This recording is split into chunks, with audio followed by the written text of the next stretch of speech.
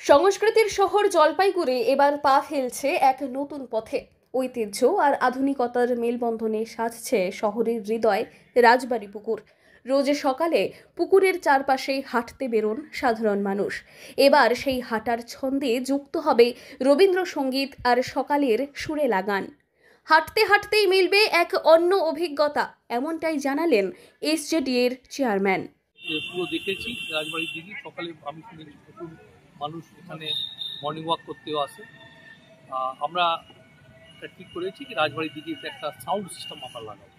আমাদের সব পার্কগুলোতে sound system আছে, একটা হালকা মিউজিক সকালে থাকে। আর রাজবাড়ির দিকে একটু মেনটেন্যান্স করার দরকার আছে। আমরা আজকে বলে দিয়েছি, আমার মনে হচ্ছে 15 দিনের মধ্যে রাজবাড়ির দিকের একটা নতুন রূপ দেখতে পারবেন। আমরা মেনটেন্যান্সটা, গাছপালা একটু ঝড় বৃষ্টি হয়েছে, গাছপালা একটু তো সব। সম্প্রতি রাজবাড়ী পুকুর চত্বরে ঘুরে দেখেন তিনি, জানিয়েছেন পরিবেশকে আরও সুরভিত আর শান্তিপূর্ণ করাই লক্ষ্য প্রশাসনের। শুধু রাজবাড়ী নয়, সৌন্দর্যায়নের ছোঁয়া লাগছে শহরের আরেক ঐতিহাসিক এলাকাতেও, দেবী চৌধুরানী ও শ্মশানকালী মন্দির চত্বরে।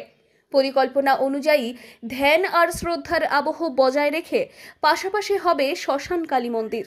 পাশাপাশি দেবী চৌধুরানীর স্মৃতি বিজড়িত এলাকাও গড়ে উঠবে পর্যটনের অন্যতম আকর্ষণ হিসেবে। শহরবাসীরা বলছেন, এই শুধু সৌন্দর্য নয়, নিজেদের শিকড়কে নতুনভাবে আরও একবার চিনে নেওয়ার সুযোগও বটে। 11টার সময় এখানে ঢুকে পড়তেছে। একদিন রাত্রে আমরা এক মেয়ে ছেলেকে দেখছি ঢুকতে, তো বলার পরে বললো আমার ভাস্তি হয়। আমরা বললাম বেরিয়ে যাও এখান থেকে, এত রাত্রে এখানে থাকা উচিত না। বর্তমান অবস্থা কি রয়েছে? বর্তমান অবস্থায় যে যার মতো আসছে, কেউ কেউ নেশা করে এসে শুয়ে পড়তেছে, ঠিক আছে, কাউকে কিছু বাধা দেওয়ার মতো নেই। কি চান আপনাদের? আমরা চাই মন্দিরটা ঘেরাফেরা থাকুক, যাতে ঠাকুর ভক্তরা যারা আসলো মায়ের কাছে তারা মায়ের পুজো টুজোর দিক চলে যাক, ঠিক আছে। ও উৎসঙ্গভাবে আসে, রাত্রেবেলা নেশা করছে, হাবিজাবি করছে, এসব যদি না হয়। এসজেডি এর উদ্যোগে দেবী চৌধুরানী থেকে রাজবাড়ী সব মিলিয়ে এক নতুন রূপে জেগে উঠতে চলেছে জলপাইগুড়ি শহর। উন্নয়নের এই পথ শুধু শহরকে বদলে দিচ্ছে না, গর্বে ভরিয়ে তুলছে শহরের মানুষের মনকেও।